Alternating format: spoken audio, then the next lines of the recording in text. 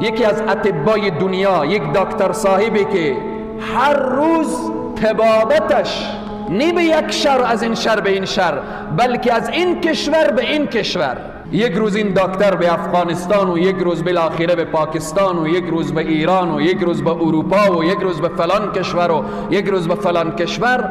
این طبیب در حرکت هست، در مسیر راه داخل طیاره هست و بعداً هوا چنان ابر و بارانی و هوا چنان در رعد و برق قرار میگیره که در مسیر راه مثال بیان میکنم، مثلا مسیر طیاره از هرات کابل هست، هوا چنان به رعد و برق قرار میگیره که در مسیر راه در قندهار مثلا نشست میکنه، در میدان هوایی شندن نشست میکنه، در یکی از این میدان هایی که در مسیر راه هست.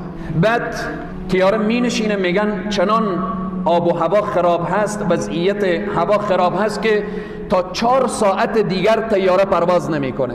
بعد دکتر پرسان میکنه که من به فلان شهر میروم، چند ساعت راه به موتر هست؟ میگوین 2 ساعت راه میشه. میگه از این که من 4 ساعت را انتظار بکشم که پس به طیاره برم، 2 ساعت را به موتر طی میکنم.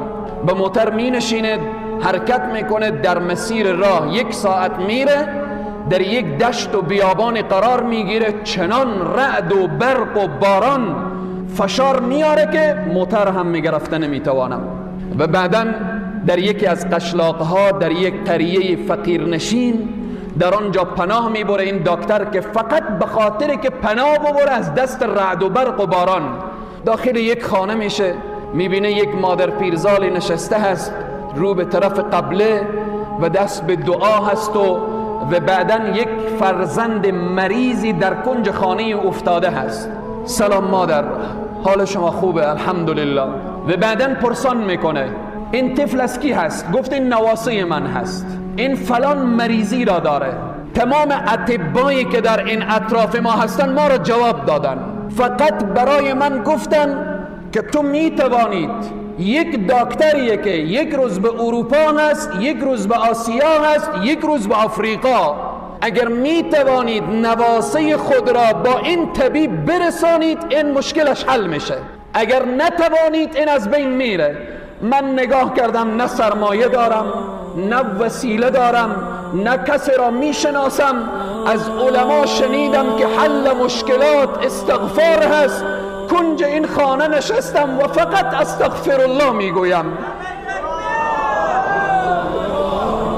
طبیب به گریه می شود که مادر استغفار را بس کن که زمین و آسمان و رعد و برق همه به فریاد آمدن. استغفار تو طیاره را از آسمان پایین کرد، استغفار تو موتر را به این دشت و بیابان ساکت کرد، استغفار تو همه بالاخره تقسیم اوقات ما را به هم زده. من همون طبیبم که در خدمت تو آمدم. عزیزان و بزرگواران، چرا الله را فراموش کردیم؟ چرا به دروازه الله در نمیزنیم؟ اگر داخل محبسی برادر مسلمان استغفار بکن، والله قسم دروازه های محبس به روی تو باز میشه. اگر در گوانتانامو قرار داری استغفار بکن، الله تو را از چنگال ظالمین نجات میده.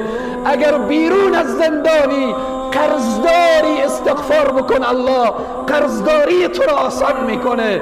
اگر اولاد نداری استغفار بکن، الله همه مشکلات تو را حل میکنه، چون به صراحت کامل الله برای ما وعده فرموده فقلت استغفروا ربکم انه کان غفارا یرسل السماء علیکم مدرارا ويمددكم بأموال وبنين ويجعل لكم جنات ويجعل لكم أنهارا ما لكم لا ترجون لله وقارا.